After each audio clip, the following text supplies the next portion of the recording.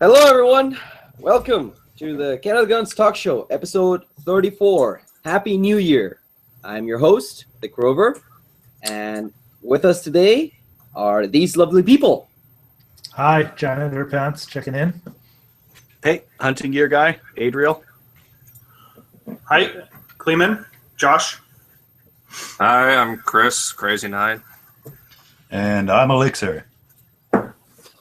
And this is the new format that looks the exact same because we're not going to spend any money on this.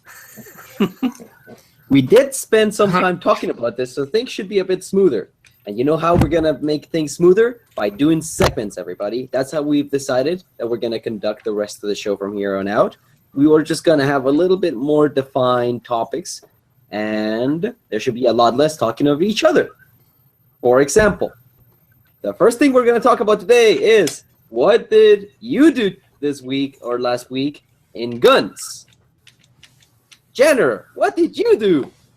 Oh, well, quite a bit. So I had the pleasure of having Cleeman and the Crover out to my house. So we shot a bunch of different guns at some steel, at some targets, at some tannerite. Let them play with my Versamax a little bit. Found out my 308 is dialed in perfectly for my 190 grain loads. My Tavor is out to lunch after taking the scope off of it for the 5-in-1 gun. So I'm going to have to play with that later. Shotgun's still running well. I did some mods on it. I had a post up in the subreddit a while ago, and I've been trying to run it harder and faster and make it fail, and it won't. So I'm pretty happy with that so far. Other than that, I did a bunch of brass prep, 4570, 308, 338 Win Mag. I've got it in here too. We tried to make some earplug bullets for 45 Colt. Saw a video of a guy doing it online. It seemed awesome. The earplugs I had were way too small, so we used silicone earplugs instead, and I ended up with a Rossi Ranch hand full of silicone in the barrel. So cleaned that out. Only had to throw out 2 brushes. I do have big shout out to my secret sniper. Van Isle guy is who it turned out being. I got my gift this week. So he gave me 26 round Glock 21 mag, pinned to 10, of course. That bad boy there. Phoenix flashlight. This thing is so bright that my daughter has started referring to it as the sun. She'll come up to me and ask if she can have the sun out of my pocket.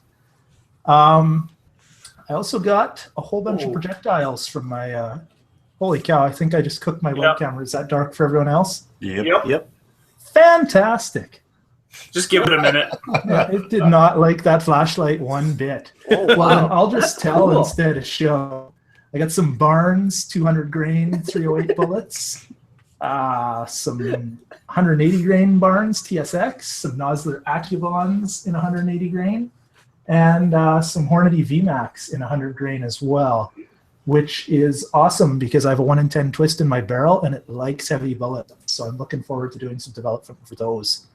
I can't show you now since that camera's kind of screwed up, but I also got in armor from S&J Hardware for my plate carrier. So I've been playing with that. Heavier than I expected, but fits pretty well. What sizes did you go with? I went with, I did quite a bit of research because I wasn't sure. Because I'm 6'1", I weigh about 220 pounds, and I'm fairly barrel chested. But the research I did basically said if it covers your nipples, it's wide enough. And to go with the medium over the large. So that's the 10x12 plates. And it fits me kind of from the research I did exactly what every document says it should. Maybe if my camera comes back, I can actually show you guys later. Try restarting it. Yeah, I think I'm gonna. That's about all I had to talk about. So I will see if I can get this camera fixed and let somebody else jump in. It's my turn, isn't it? Yep. Well, guess what, everybody? I went to Calgary, and I went shopping, and I got myself a Christmas present in the shape of an absurdly large scope for my AR. Yes, it's hard to quite grasp how large this thing is. Keep in mind that there is a sunshade. It's this chunk right here. But the sunshade is well over past the rail. It is a Nikon Yeah. Nikon Pro Staff 7 with 4 to 16 magnification with a 50 millimeter objective and a 30 millimeter main tube. The reason I bought this enormous thing was because, like I said, it's for Christmas. I deserve it. I've been a good boy this year, and I cashed in all my good boy points. And this is what I decided that the points should go for. This sucker went on top of the AR because these IURs are obscenely accurate. Using a 1:4 scope, I got a 3/4 inch group a couple of times. So I figure if I have more magnification, I should be able to do better. The only issue is that this is the stock Colt US trigger, which is heavy is the only way to describe it. It's not bad, it's not creepy or anything. It's just like pretty heavy, and the reset is nice and audible. There it is. Other than that, I also bought myself some rail covers because my hands are softer than a baby's bottom. And the rail has been rough on my little paws. I also put them on the sides, not just on the underside. And I'm thinking actually of getting one of those Magpul hand stops to go right here against the grenade launcher lug, because that's pointy and it hurts my hand.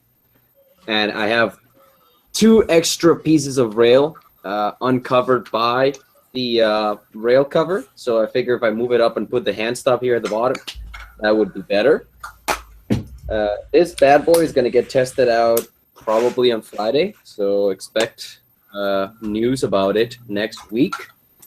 Other than that, yes, I went out with Janitor to his place, and it was a lovely time. Oh, God damn it. Why are you so heavy? And Kleeman is extremely attractive, and so is Janitor. They are both very handsome men. So, ladies, if you're looking for A couple of married guys. Yeah. married guys, that right there is good material for that. Janitor was kind enough to send me this for my Secret Santa. It's a holster for another monstrously large firearm, my 686 Smith & Wesson, with that giant barrel. I am planning to take this bad boy to my holster training course and proceed to piss off absolutely everybody there with my extremely hot and spicy loads. That should be a lot of fun. You're going to throw off all the timing. Everyone's going to be like, okay, now you have to reload, and you'll be off time for everyone. Well, you know what? I'm not that bad at reloading with speed loaders. Plus, I have like 9 speed loaders, so I should be able to keep up. Does that holster cover your trigger the whole way? Nope. That actually might be a bit of a problem. Usually they won't let you do it unless the holster covers the trigger entirely. Yeah. Well, you know what? I asked at the thing, and they're like, so do I have to do anything in particular? I was like, no, I think it's 50 rounds. That's it. Bring a holster, bring a gun. Oh, is it just range holsters safety training? Yeah. Oh yeah, you'll be fine. Yeah. What reticle do you have on that scope you got? It's some fancy fucking Nikon. It's a The BDC? BDC, yeah. Long range hunting reticle. So have you checked out that on their website yet? How to tune that? I haven't done that yet. I've been meaning to, and I might just do that in the meantime. Let's see if I can get the reticle. It's pretty interesting to mess around with. Oh yeah, you can kind of see it. Oh. Yeah, we can see the little circles there. Yeah. Yep. There you go. Come on. Focus. Focus. Focus, you fack. Focus. Oh, yeah. There it is. Almost. Almost. Hey, you can see my vitamins. Look at that. Oh, yeah. There you go. Well, it's upside down, but you guys can figure it out. Oh, fuck me. This thing is heavy. So yeah, this is gonna be the crowbar is now called the long crowbar because it's long for long operations. And I think that is all that I have to talk about right now regarding about what I did this week. I'm also gonna reload for my 357. That's all I'm gonna plan to do. Sweet. Who's next? Hunting. Me. Ha. Well, what do I want to start with here? I got a whole bunch of bullets. I ordered some. X-Metal Targets had this deal on Boxing Day where they got free shipping, and bullets are like really heavy, so I ordered like a bunch. And when I mean bullets, I mean like bullets, like these guys, kind of a thing. These are lead polymer coated, so they're plastic coated bullets. They're supposed to be really slippery and I don't know, cheap. So I ordered 5,000 of those, and I'll let you know what they're like to shoot. Like for a pistol, I imagine it'd be fine. I'm just thinking about like fouling and what that kind of thing is going to do. Yeah, so those showed up. Went out for Christmas and shot the BRS 99. That thing's fun, like just to shoot out in the snow kind of a thing. With a red dot reticle on there, hardly any kick, but you're still shooting something that's not quite a 22. So that's fun for that. Shot a bit of tannerite, just like 1-pounders kind of a thing. And that was my redneck Christmas. What else do we go? I just picked this up today. This is a Kel-Tec Sub 2000 that had a little issue. Whoa. This is just the hand grip part of it, right? So the thing with this one, this had an out-of-battery explosion. So as the bullet was coming forward, the cartridge wasn't in chamber, and it went kaboom. And I don't know why, but this was $200 for, I don't know, everything, plus 2 mags. So I don't know, good deal. This guy here is $50. What mag does it take? I got some here. Glock? Is it Glock? Yeah. Is it 9mm? Yep. Nice. Yeah, Glock 9mm. There we go. A couple of these guys here. $50 to replace that part? Yeah, to replace this guy here. I mean, there's still some metal parts in here that I'll have to pull out, but it's clamshell, right? So it should pop out. So it's $50 to replace the part itself, and then it's just a matter of like tweaking and testing and making sure that it's not going to do that again. And then $250 sub 2000. Yeah, That's not bad. This is the Gen 2.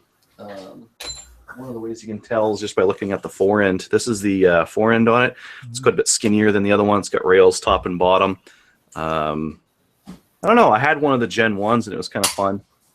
Like a fun little, like, same thing as the BRS, right? Like a fun little head out to the farm and go plink around with some cheap reloaded 9mm ammo and shoot some cans and whatnot. So kind of cool.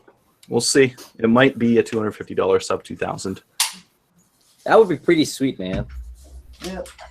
I think that's about it for me. Clayman, what did you do? I joined Crover out at Janitor's Ranch, we'll call it. Lots of fun. Properly shot a semi-auto shotgun, and as it turns out now I'm in the market for a semi-auto shotgun. Nice. Yeah, lots of fun when you can stuff more than like 5 rounds in there. I have been researching stocks, like, as I say, fuddy stocks, because I decided to turn, I don't know if you guys remember this guy. It's what was in that chassis. So it's the 16-inch Remington 700. Yeah. I'm going to hunt with it. Sweet. Because I think that's kind of funny, and I appreciate the fact that when it's slung over my shoulder, it's like doesn't stick up any higher than my head to get snagged on trees. But I got to find a stock for it. I have this one that came with it, but I kind of hate it. Why? It's very plastic, and I'm not a big fan of plastic. And it's bent enough that it's totally pushing on the barrel. And I mean, not that it's going to move that barrel, but I know that's not ideal. And I think it would be kind of hilarious to have like a super fuddy walnut stock on it. You might have to go custom, right? Because of the heavy barrel. Well, you can get Boyd's makes two of their models for the heavy barrel. There's the Pro Hunter, which is the same as the Pro Varmint, which is the same as the one that's on my 7 mag, and the Thumbhole one, which I can't stand. So possibly, I don't know. I'm looking at a guy on CGN has a Remington 700 XCR long range, 223, which I'm kind of in the market for anyway, and it has I believe it's an HS Precision stock on it, which would probably swap over really nicely. So we'll see. Not really sure how that's going to work out. Just do it the old-fashioned way. Find a log, cut it into pieces, grind it down until it fits. I would seriously consider, if I had the ability, I would totally make a stock. But working out how to get the action in there, I don't think I can do. Quick Dub is asking on the IRC if you could just heat it up and bend it, similar to fixing a pig nose on a Glock. I probably totally could, but as I say, I kind of hate this stock anyway. I've talked to a guy who had issues like that with the stock. He said more often than not, it's actually caused by the way it's seating in near the mag well and the action there, rather than actually being up at the front. So if you were to try and bend it at one point, it would. I was told by the guy it just bends itself back even worse than it was before. Probably. I mean, this is not the stock that was ever supposed to come with this. When I bought this rifle, I bought it on CGN, and I got a pretty good deal on it because the guy didn't want to sell me the Hogue stock. And it was my intention to just put this in that chassis and leave it. But then I realized that I hardly ever go to the range, and I didn't really want to drag that chassis out in the woods. So I'm going to switch chassis around. is sweet, though. I think I'm going to get a heavy barrel 223 and put it in that chassis instead. Then you can be a really tactical operator. Well, then I can use it for, I don't know, coyote hunting or something, where you're more likely shooting off of a rest position or something, you know? Do you have any attachment to the stock you don't like? Not really. If I You can should, find something to replace it with. I was going to say, if you're not looking to sell it, you should try to stipple it. That's something I've always wanted to try, but I don't have anything I want to sacrifice. Oh, like with the soldering iron? Yeah. Like the whole thing? Extra grippiness. Yeah. Extra grippiness. I mean, I did have some thoughts about like Duracoating a camo or something on it. Because it's plastic, and plastic takes Duracoat really, really well. So that's not out of the possibility yet, but I just kind of find it doesn't fit me quite as nice as I would like. So Fair we'll enough. see. We're just at the research stage at this point. I haven't found anything perfect yet, so it's. I mean, if they made exactly what I want, I would have ordered it already. But other than that, I had a pretty boring week gun-wise. I realized I need to reload some 7mm because I only have like 4 left. That was pretty accurate, though. That was fun. The 7? Yeah, it's not bad. I like shooting that thing. I was going to get it like to rebarrel or change the thing in some way, but I think I'm over it. I think I'm just going to keep it the way it is. Good man. Let's go back to Janitor really quickly. Looks like he got his plate carrier on. Yeah, I just had to unplug my camera. It didn't like that at all. So this is, I can back up. I just went with a Grey Ghost Minimalist plate carrier. You can't really see the way my camera is. Let me just adjust that. A lot of them have a cummerbund through here and a lot of pouches, whatever on the front. I looked at quite a few of those. I mean, there's some nice ones out there, but I wasn't sold on the ones where the pouches were permanently attached. There's always something where I was thinking, well, am I going to want to change that later? And with the cummerbund, I'd heard from a few guys, those get hot. So this one is very minimalist, front and back. It's pretty much the same.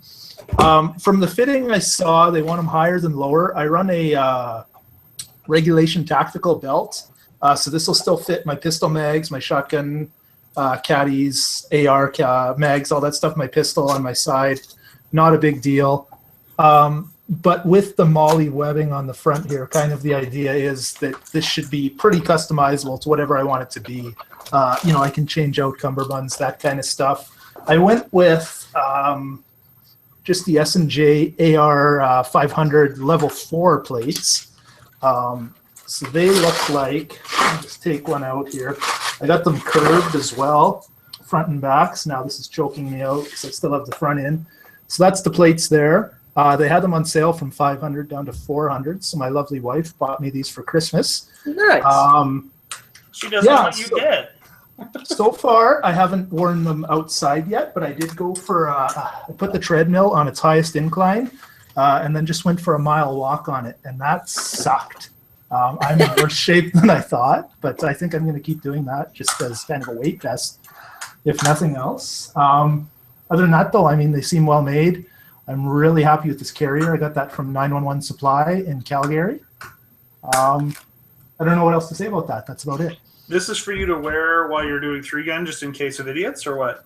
No, well, not 3-gun. I mean, there are divisions, if I understand in the States right, with tactical heavy ops or something called something tactical and heavy in the name. There are classes where you do need armor. Our club is just outlaw 3-gun. Basically, there are no classes just because it's not big enough. Mm-hmm. That said, I was on a course down, in southern Alberta. And I'm not going to name the course or anything. It was well run. I had a good time. But there was one guy there that the whole time I was there, I wish I had armor because he was scaring the shit out of me and 15 people there. Luckily, the instructors halfway through took him and actually moved him to a different shooting bay and worked with him. After that many infractions of him, lazing us all the time or not hitting anywhere close to where he was aiming, that kind of thing. So for stuff like that, obviously a guy doesn't need armor. But stuff like that, I wished I had it. That guy was, he was frightening. Well, it sent a strong message, right? Yeah. Just give me a second. Okay, now continue. Yeah. The other part of it too, and this might be going more towards my political leanings or even call it tinfoil hat territory. You can't get these in all provinces. In Alberta, you need an RPAL, which actually nobody asked me for, surprisingly. But I think the website had some kind of caveat on it saying like this onus is on you to make sure you're legal. But I always wonder with stuff like that if at some point are these going to be not legal anymore? And I'm kind of the mindset I'd rather buy something and have it, and not need it than later find out. Just the way I'm wired, I guess. If someone tells me I can't have something, I want it, right? So if they were to tell me later you can't have armor plates, then I'd want them for sure. So I thought, well, why not just get them? Also, my wife didn't know what to get me for Christmas, so I told her those. So, all right, yeah, neat. Oh, there we go. Elixir, I think you're next. Crazy is. Oh, crazy? Well, fuck that guy. All right. So surprisingly, it actually showed up in time. I bought a new trigger for my AR. I'm sure you've all heard me. Thank fucking Christ. Yeah, you've all heard me bitching about how miserably shitty this trigger was before, but now, right there. Oh, look at that! Look at that! Look at that! Hardly any pressure on that. It goes 3.5 pound single stage Ares armor trigger, bought from Canada Ammo on Boxing Day, 25% off. So it beats my criteria of on sale, which is the requirement for this build, and it's exactly what I was looking for: 3.5 pound and single stage. On top of that, when I bought the upper from Kleeman, I called the RCMP at the time to have it registered to that lower, because you're technically supposed to do that. I called again yesterday while I was at work asking, hey, I called in October to have this gun re-registered with a new barrel on it, and I have not received a cert yet. And I went through a rather interesting conversation where I was told that in August sometime, this gun was registered with a 10.5-inch barrel. And I just went, that's not correct. I've never owned a 10.5-inch barrel. So it was a while of trying to figure out what the fuck went on, after which point the woman on the phone finally eventually said, I guess something messed up somewhere along the line. Your application for the change is with the technicians, and they should call you within a week. So now a good fucking, 2 months later, maybe I'll finally get the new reg cert with the gun's new barrel and caliber associated with it. Huh. Well, that's odd. Yeah, that's what I was thinking. When she told me that, I'm like, let's sort this out. I want to know why this happened. So, I wanted to know why it happened, so I went through the whole procedure there, waited on the phone for a while. It was surprisingly, it only took about 20 minutes from the time I called to the time it was all sorted. But I just when she said that, I'm like, what? That's pretty odd. That's pretty odd. Now, thank you for that, Crazy. Elixir, what have you been up to? Well, I've been working a whole lot, so obviously I couldn't join on the show for like the past 3 months. But I finally got myself the new rifle that I want, and I'm never going to be able to fit in the frame, which is the Savage 12 bench rest, the dual port receiver, so load left, eject right. As the fancy widened forend for bench rests, I guess. That's a fat lot of wood. With a laminated stock with their target trigger too, which from factory it's set to 2 pounds, I believe. I can't remember. And it also weighs 12 3/4 pounds. Whoa, Yeah. big boy. Long barrel. Oh yeah, it has a 29-inch barrel with a 1 in 12 twist rate, which is good for 155 to 168 grain. But because I got gift certificates to wholesale support, so I'm probably gonna just get 168 grain from them, obviously. And then I've been looking into more insane styles of reloading, which is mostly only neck sizing until it's too hard to eject or load around. And then you do body sizing, and then the ridiculousness of getting a laboratory scale and a super fine powder trickler down to a single kernel at a time. Are you going to do neck turning? I'm not sure yet. I still haven't even gotten the neck sizer that I want yet. So with that in mind, are you looking to get single hole groups at what range? 600 meters or so, which is far-fetched, but yeah. So you want one hole at 600 meters? Ideally, but I'm never going to get that. So Oh, with that attitude. well, once I put a new barrel on it and get the scope and everything that I want, it'll be more achievable. But yeah, So what? What's wrong with that barrel?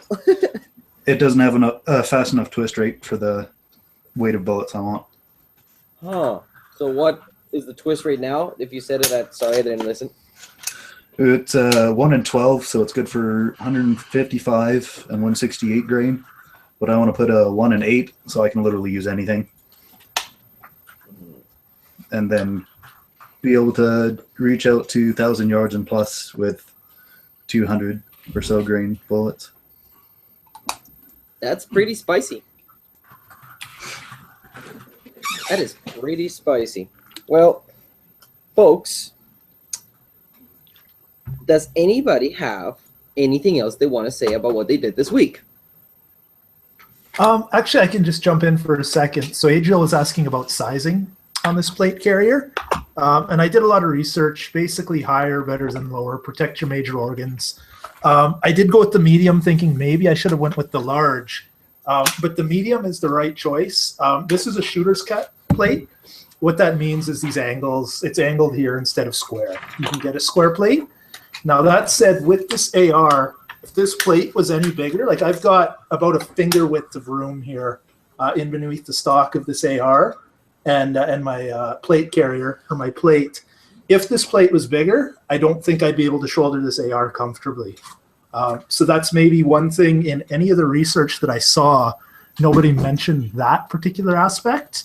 But once I did shoulder a rifle, I was pretty glad I didn't go bigger. Back to the cover your nipples. They're just right in here, in case anybody's wondering. But they're covered. So this is still PG. Do that again. Yes. Just for you. That's all Now, I had about that. That's good info, actually. I wanted to touch really quickly on how I mounted this scope, because I know for a fact people are always going like, oh, how do you mount a scope? And it is not as hard as it looks. All I did, number one, is I got my usual rest and a rear bag, and I put the rifle there. Then, you can't see it in this picture, but I had a very simple level. to figure out whether or not the rifle was pitched one way or the other.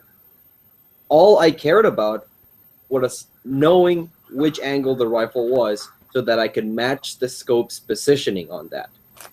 Once I was done putting the scope in the rings and securing it lightly, that's when I actually started to take a look carefully at what the pitch of the rifle was and trying to match that with the pitch of the scope. Now, this is the level that I used. It is a string level. That's it. And I rested it on top of the rails in between two spaces in the rails, and that let me figure out whether or not it was tilted to one or the other. And then I used a credit card because I knew that was flat enough, and I rested that on top of the scope, and that's where I put the level, and that's how I figure out the pitch. Now, Crazy's done a similar thing using a door, but I don't believe that his method is very accurate. Well, you can talk about that if you like. Oh, yeah. So I haven't really had a chance to fine-tune this thing yet because obviously it had a really shitty trigger. But the way I did mine actually is I don't have any levels or anything at all. So I had originally tried just doing it offhand, and then I decided to double-check it by resting it down on a table. Since the rail's flat down here, it rests completely flat on a table with this lug up against it there to keep it even. And when I did that, I realized my scope was horribly cockeyed. My door in my back, I did this in my living room. My door to my back yard has lines going up it at certain points. So what I did is I loosened the scope back up again, rested this down on a table like this, so it was leveled my scope based on whether it lined up with one of the lines on my door. Once it was straight up and down with that line on the door, and I also did it kind of by eye, by sticking my head here and seeing if it lined up the stock. I tightened it back down, and so far I managed to get it to hit at 100 before. I was worried putting it in my safe that this might have loosened somewhere, but I got that to do that so far. So we'll see. Now that I got a new trigger, I gotta fine tune it and see just how well it worked. Well, Elixir, that's how they set up F-class rifles, right? What's that? With the door. Sure. Yeah. All right. That's what I thought. So there's two That's trains actually- of thought there between the two methods. I do the same method. Actually, I've done both, but typically I do the same method that Crazy did. The issue that people will have with that method is that you're relying on your... Oh, you used a table. I used a table. So assuming your table's level, you should be fine. I've heard of guys just holding it, and then they say, I don't care if I'm counted 3 degrees, because that's the way I hold the rifle. And there's nothing wrong with that method. Besides, if you give it to somebody else, they might look at it and say, hey, your reticle's crooked. Yeah. And then you'll get in an argument over whose head is crooked. Yeah. But the way that Krover's done it is 100% right. But there's also nothing really wrong with the method that Crazy's used either. Yeah, at first I tried just holding it to do it, and that's when I put it on the table to double check and noticed that it was canted a little bit off to the left, and that's when I decided to leave it on the table and resight it. One thing that I forgot to mention that matters more if you're really finicky or if your scope has a really weird eye relief is that one thing you should do is close, once you think you know where the scope is going to end up, is to close your eyes, shoulder the rifle naturally and open them, and you should be able to get a clear sight picture in the most common shooting position that you're going to be using the scope and rifle on. Also, it should be done at the highest magnification. Yeah, so that you can figure out whether or not your eye relief is at the right spot for you. If you open your eyes and it is blurry, you need to move your scope back or forwards until you're happy. The other thing with eye relief, too, is you should see a full picture. Sometimes if your eye relief isn't good enough, you'll see a smaller thing surrounded by black, and you should have the whole thing with a full, clear picture. One thing I notice on Nikon scopes that some other scopes don't do, Nikon scopes will actually have their eye relief get worse as you turn up the magnification. It's very strange. I found at least on the Monarch 3 and the M223 scopes, And I noticed at the range with mine, actually, as I turned it from 3, where it was fine, I turned it up to 12 to get a better view at 100. I actually had to shove my face further into it to the point where my the brim of my baseball cap was hitting the scope cover. And I know a brim on a baseball cap is only about 3 inches, so that's actually honestly not that great of an eye relief. Hey, I did it right. My eye relief is fine. I hope the people across the street aren't looking into my house. That's one thing that always unnerves me when I'm mounting scopes and shit, because I kind of have to peek around the corner to see how it looks. Then you see some guy holding this.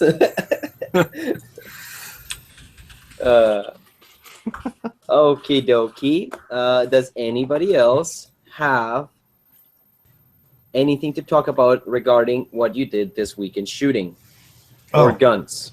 I guess I forgot to share my Secret Santa. So, because I don't feel like dealing with the random people of the subreddit, and I don't want to get burned by it, I just did the IRC Secret Sniper, which I ended up getting DV as my Secret Sniper, I guess. And he gave me 50 new That guy's a Winchester fucking brass. asshole.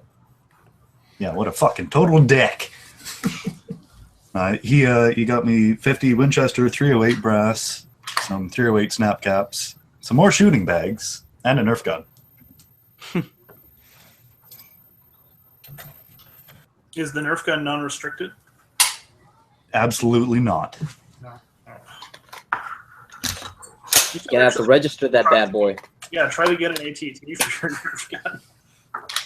Well, shucks.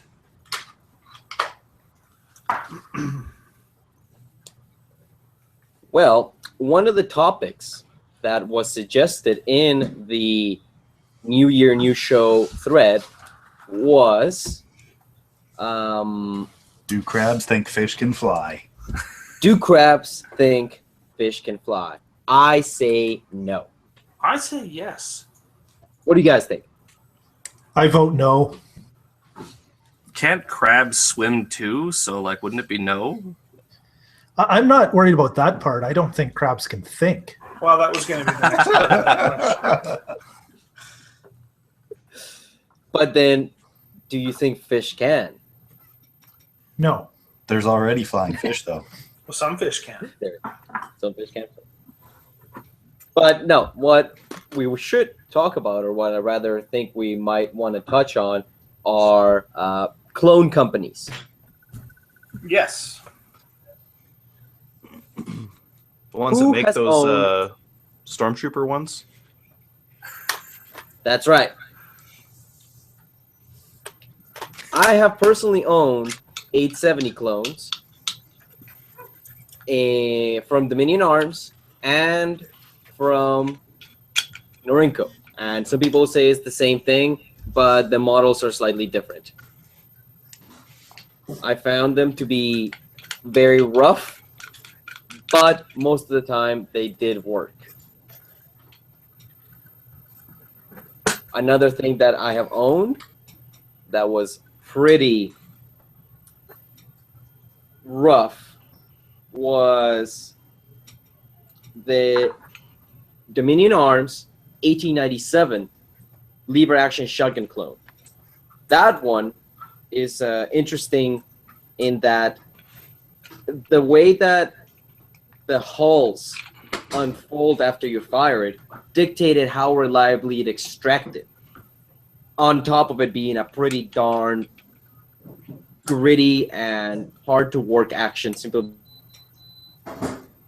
you had to really go way forward to fully eject it, and that motion doesn't lend itself nicely to helping with the ejection, because you have to be quite forceful to get hulls that are crimped, like for buckshot. If there's like a very, very jagged edge to the hull, once you fire it, it likes to get caught in the action. That was pretty rough. What's that a And clone of? That one. the Winchester in 1887. Okay. And that the actual Winchester doesn't have that same problem? I would. There's, I don't know, There's so few of them that most people have never fired one to find out. All right. Exactly. Those things are usually in 10 gauge or sometimes in 12 gauge. More often than not, depending when they were made, sometimes they're only black powder only. And these clones are pretty neat, but I didn't find them to be worth the money. Now, one clone that I know for a fact is worth the money was a Winchester Model 92 clone by Chiappa. It was chambered 357, and it was and is the best rifle I've ever owned, with the exception of this monstrosity. It was very well made, very, like, just, it could not compare at all with the quality that you see nowadays out of Marlin or even Winchester in their lever action rifles.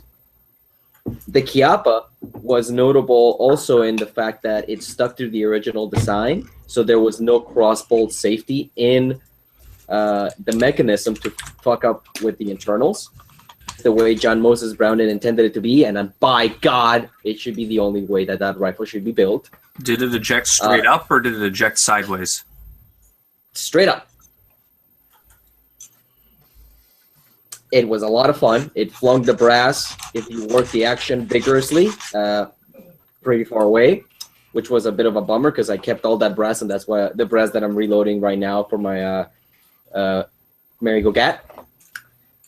And the only issue was, out of that rifle, was the rather inconsistent performance from one type of ammo to the next.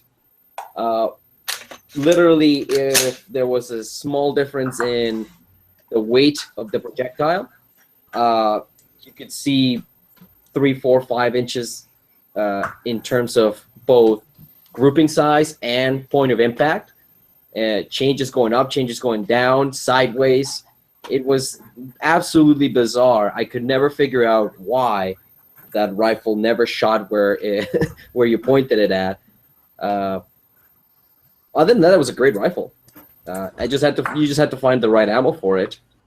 Can't think of any other clones off the top of my head that I've owned. How about you guys? What clones and what companies have you owned? I can talk about 1911s a little bit. So I have here, this is a Kimber Custom 2 1911. So I bought this in, I'm going to say 2005 or 2004 probably. So just as a disclaimer on that, this sucker's had a ton of rounds through it. So it's well worn in. Crover got to play with the trigger on this when he was over, and he seemed very impressed. Anyways, this gun is smooth. Smooth. There's no rattle to it. The trigger's nice and light. The trigger reset, I don't know if you can see that there. There's nothing to that. So as a clone to that, not this last Black Friday, but the one before, Canada Ammo was selling their Dominion Arms, basically, well, their brand, but a Noriko. This sucker, you can't hear it super well over the microphone, but it's rattly. It's loose on the slide. You can see there's some play to it. When it runs, like you could hear that other one was smooth. This you can hear it kind of rattling back and forth.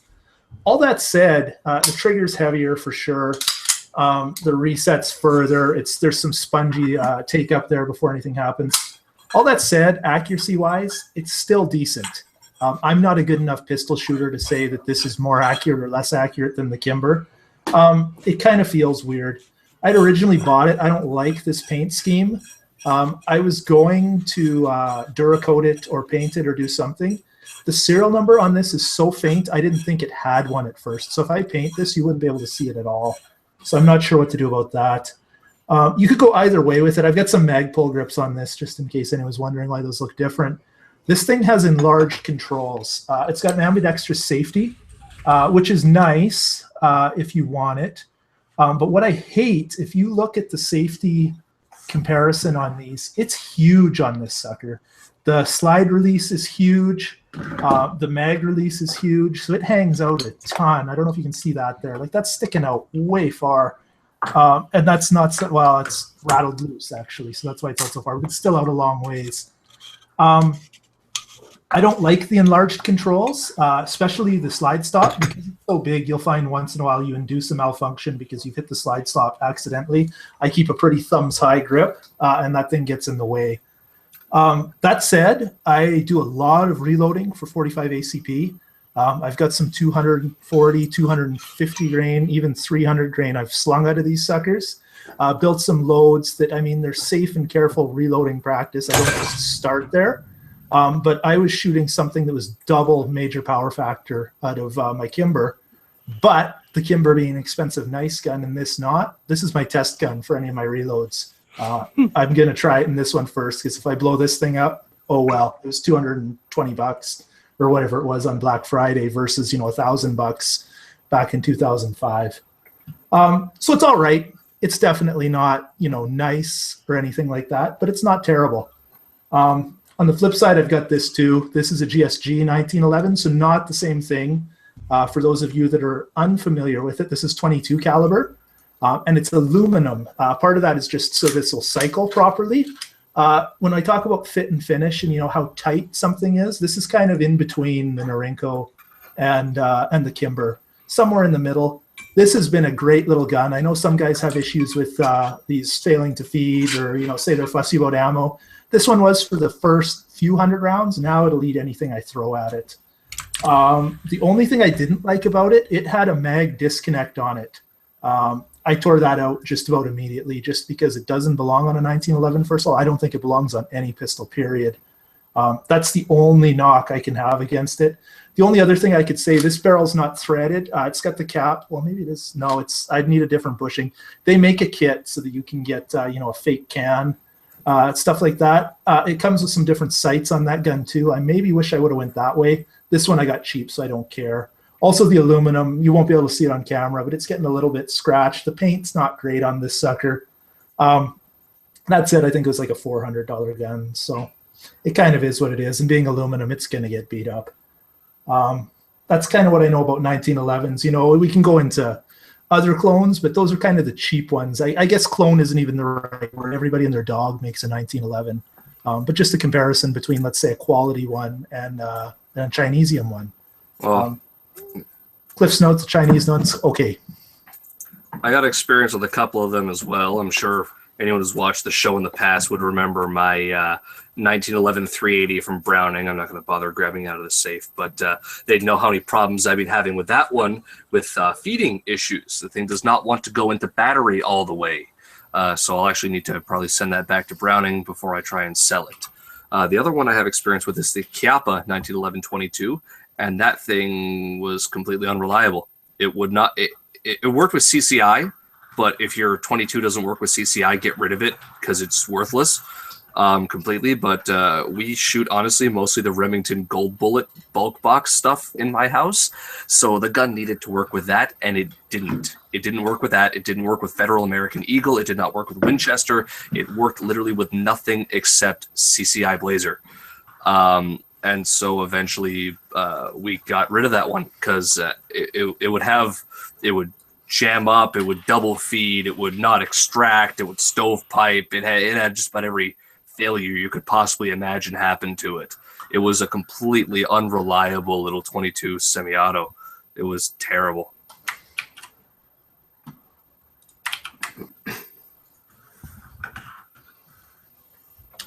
It was terrible. Anybody else have any experience with clones? Yeah, I've had a couple. I've had the Nork 1911. I've saw the same things as Janitor. I mean, it shot. It was real rattly. It was actually, I think, was it my first pistol? Might not have been. I don't know. I had it earlier on in my pistol shooting, and it was fine. I wouldn't really recommend one today to someone who is shooting a pistol because there's a lot of really good inexpensive polymer pistols out there these days. The SR9, the MMP, that kind of thing. Like if you can get an MMP range kit used for like $550, something like that, why bother with a Nork for $300 that are going to be hard to get like you know, set up for 3-gun or competition shooting or something like that. And expensive to shoot because they're shooting 45. I've had the Noriko M14s. Those are all right. Those are kind of fun. Yeah. You don't like them? The M14s? I don't know. Elixir, what do you know about M14s? Enough that you should never buy a Chinese one. Oh, what happened to yours? Oh, nothing. They're just crap. Well, they're not as good as the American ones. but- Adriel, finish talking about yours, and then we'll talk about the M14s, because those are interesting. Okay. I will say that the M14s are hit and miss. The common thing I've seen is indexing on the barrel, insufficient peening on the op rod on the bottom there, or on the rather op rod carrier. What else? I've had nothing but good reliability out of the ones I've shot, and I've gotten decent accuracy just using the irons. Using a scope mount with those things, they end up like mounting way high on it, so you have to run a cheek piece or something like that. I just don't like doing that kind of thing with guns. I'd rather have the optic where it's supposed to be, and having it like a mile high above the M14 isn't where it's supposed to be. I don't know. I mean, that's like if technically the Noriko SKSs are kind of clones. Would you consider them clones? The Noriko SKSs? I'd consider them more of a variant than a clone, to be Yeah, honest. those are variants. Yeah, I've had those. I don't know. I think that's about it. Everything else I've owned has been, I don't know, more or less legit. Well, the reason that I brought up the M14, or rather, let's not call them M14s. Let's call them what they are. They're the Noriko M305s, which are copies, because a clone would work. The copies, these copies of M14s are widely known for being very cheap compared to any other M14 out there, especially when you think about Springfield M14s, and being so hit and miss that I actively discourage people from buying it. Elixir has personal experience on it. Elixir, why don't you tell us about your M305? Oh, I bought it with a tax return, I think a year or two ago. I put a whole whopping 120 rounds through it. When I first bought it, I read quite a bit on it saying that you should upgrade that op rod on it anyway. So that was an extra $30, and I bought the gun when it was still, $500 retail. So I said, fuck it, why not put that in there? I actually mine actually, passed quality control, so it's not a total piece of shit. But I'm also absolutely terrible with iron sights, so I can't hit for shit with it anyway. And I was considering getting a rail, but $300 for one that mounts right where brass is gonna hit it anyway. I bother not to waste my money on it, and especially dump, however much into a rifle that's never gonna shoot better than one MOA. Yeah, I don't really like running the rails on them for that. Like, it's too high. They get in the way of brass extraction. But with the irons, they're all right. So you don't want yours? Nope. Well, maybe you could sell it.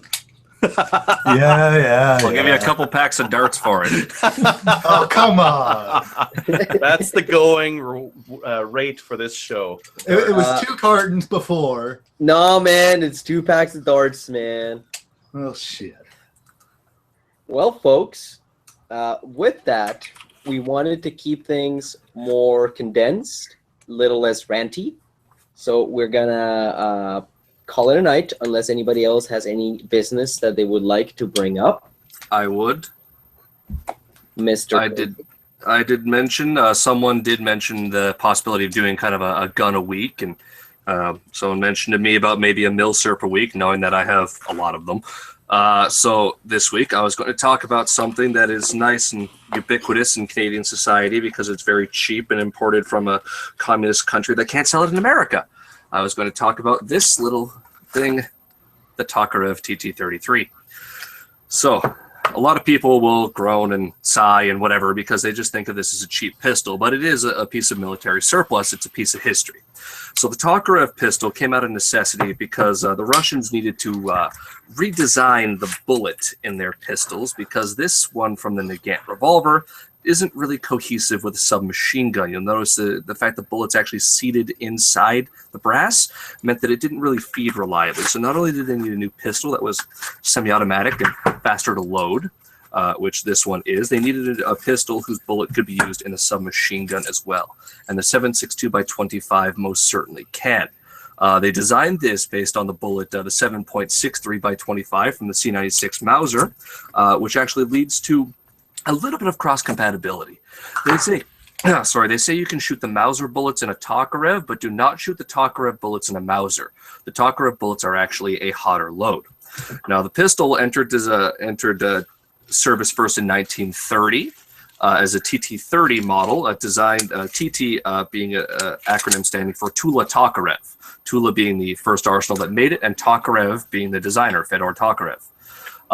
It entered production first in 1930, but when they entered into full production in 1933, there had been a couple of differences, which I'm not hugely familiar on.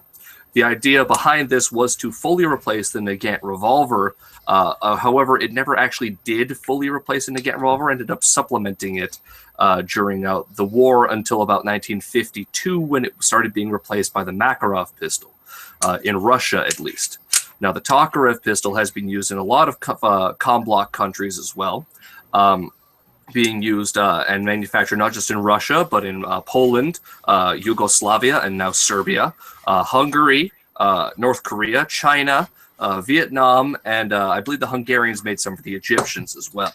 If you give me a minute here, I will screen share, full screen on one, to show you some of the arsenal stampings. So these are just some things I pulled off the internet real quick here to give you an idea, because there are different arsenals, and people who are a collector are going to want to look for that and be aware of that. So as you can tell here, this is the Tula arsenal in Russia, characterized by a star with an arrow inside of it.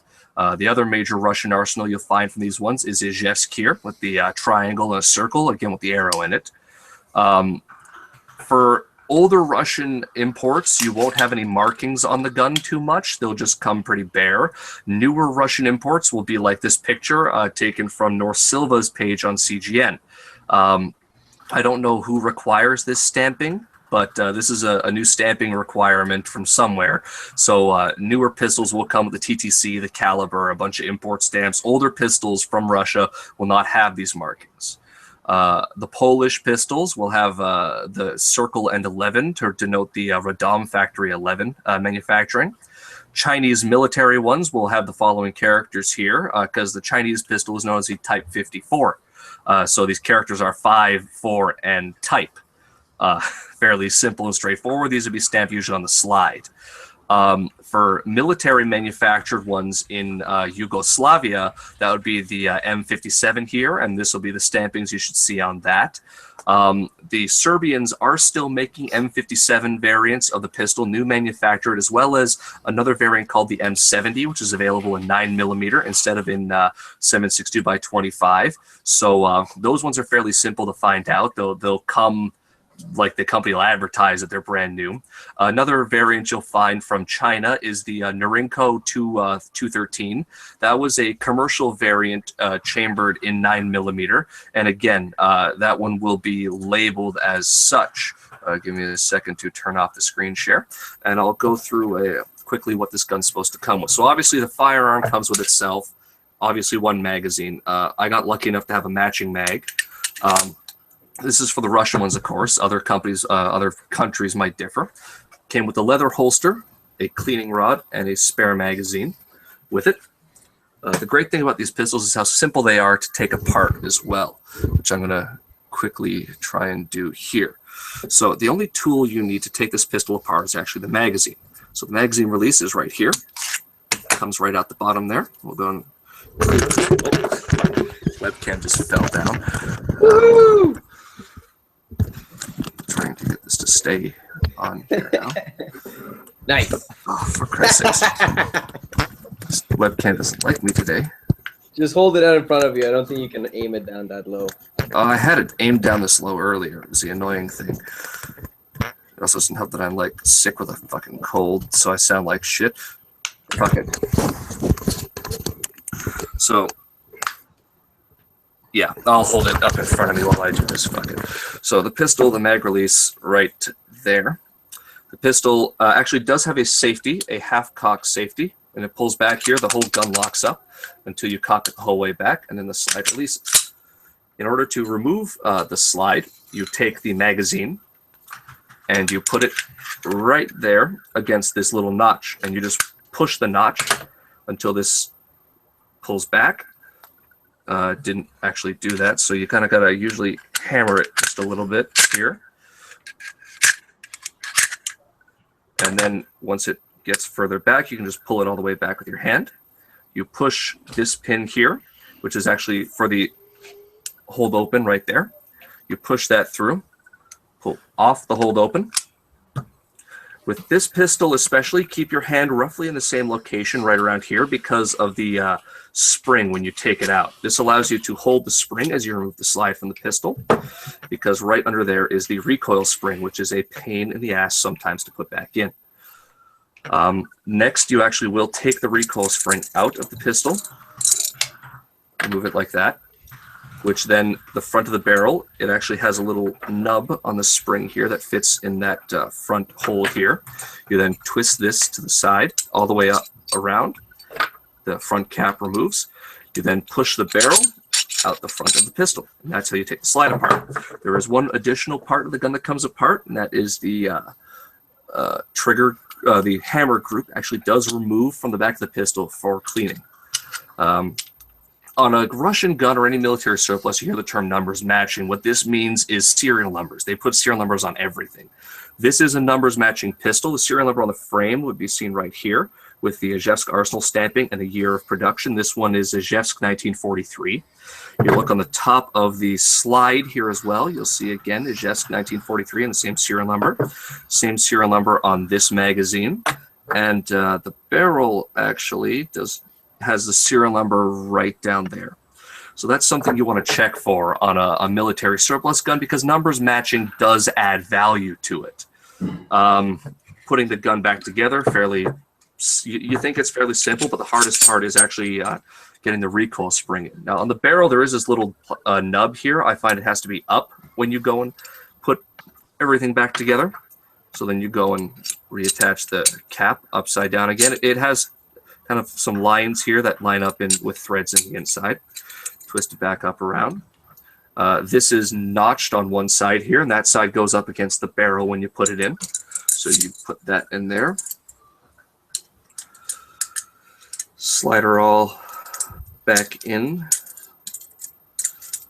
You can see what I mean, though. I kind of got this off camera trying to do this because it's a right pain in the butt. You slide back on.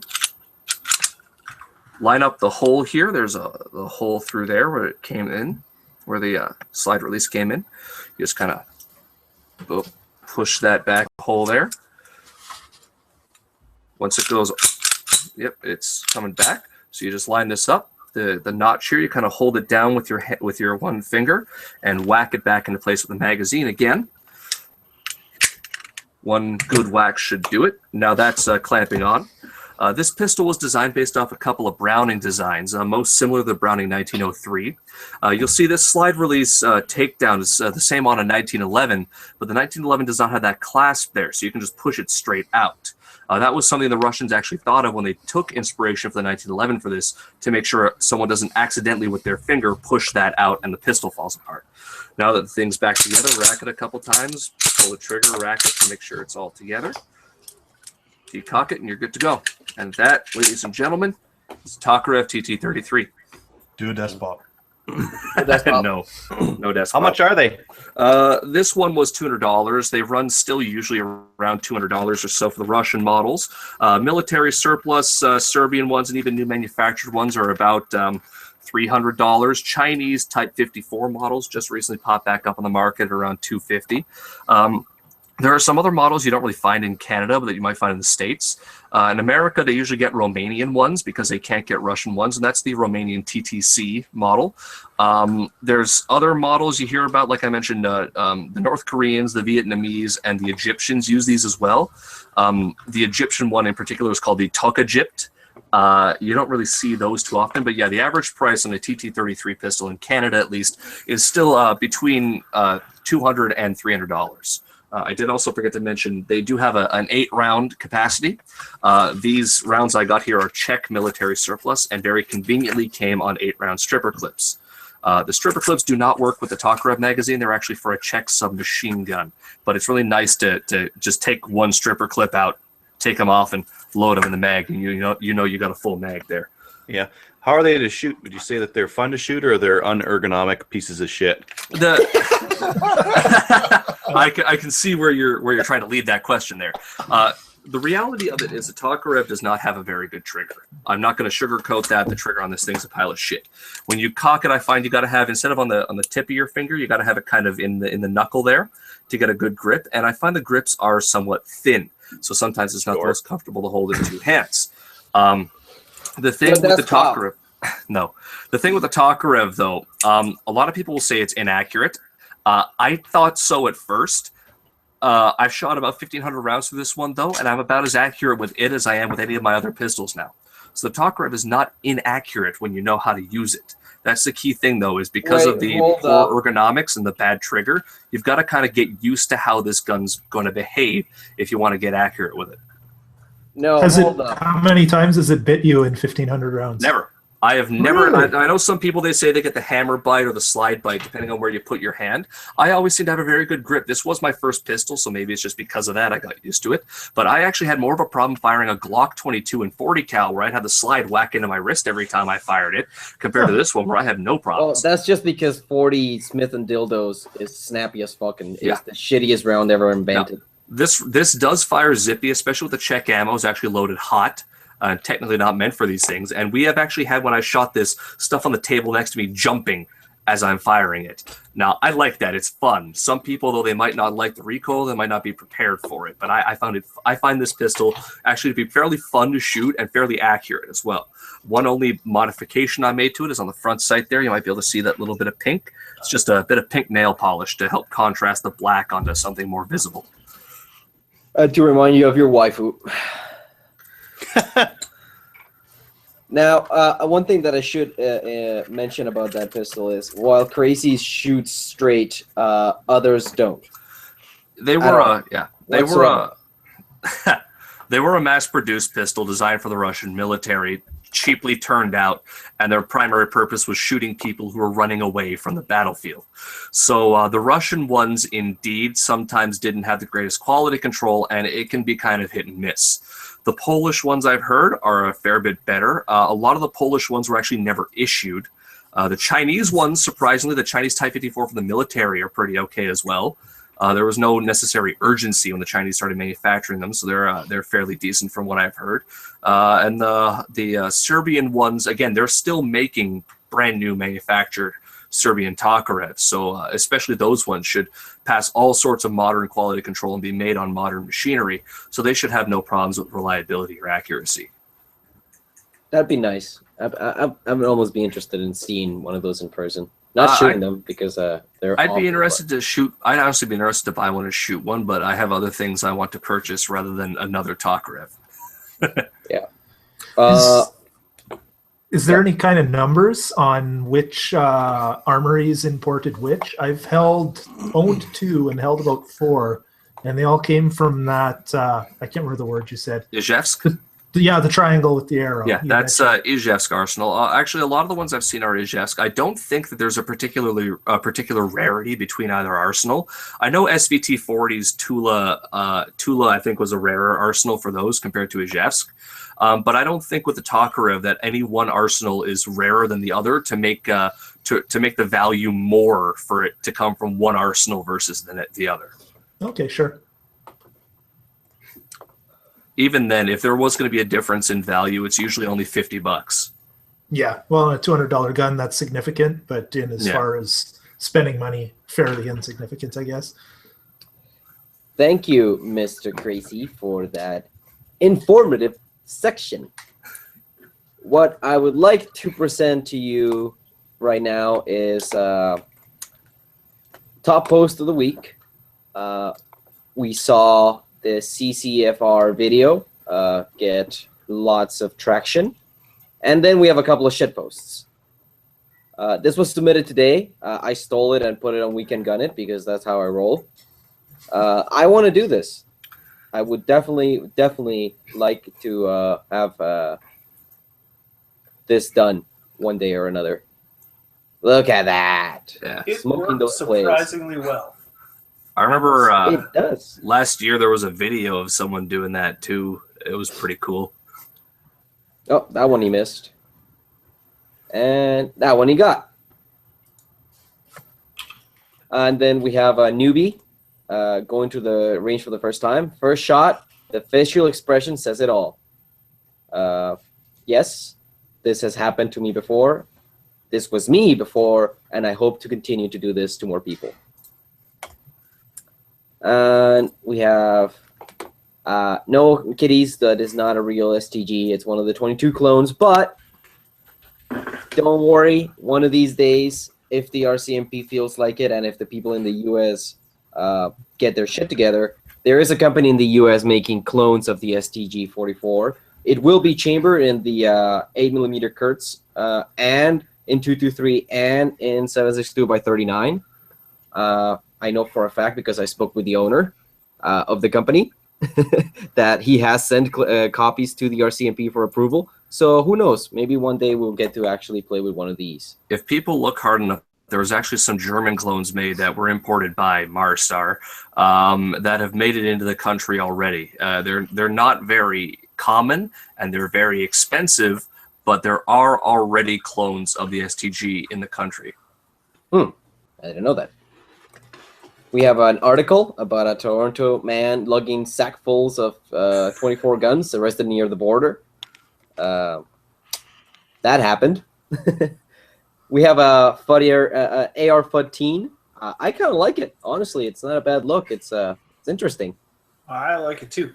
Yeah, I've wanted a wood AR for a little while myself. Now, what I'm too. wondering is, how does the action work? Is that direct So impingement? they're a proprietary lower, and the buffer tube where it should be is more similar to like a Benelli or shotgun, something. a semi-auto shotgun. That's what I was thinking. That's interesting. So it's like a tube. It's inside of the stock. Yeah, and kind of cams down the same way a shotgun would. You betcha. Yeah, that reminds me of the 1100 recoil spring. That's Yeah. where it is. Yeah, exactly like that. Is that still an, like, obviously legally it's still an AR, but really should that still be an AR? You know what? You could ask the RCMP, and we know how that goes all the time. Now, it's worth noting that other companies actually do make AR furniture that's more standard in wood if you want to build a fuddy AR without going that crazy. It is a gorgeous can thing. be I've had. seen that. Yeah. I've seen that furniture. It is hot as fuck. Yeah.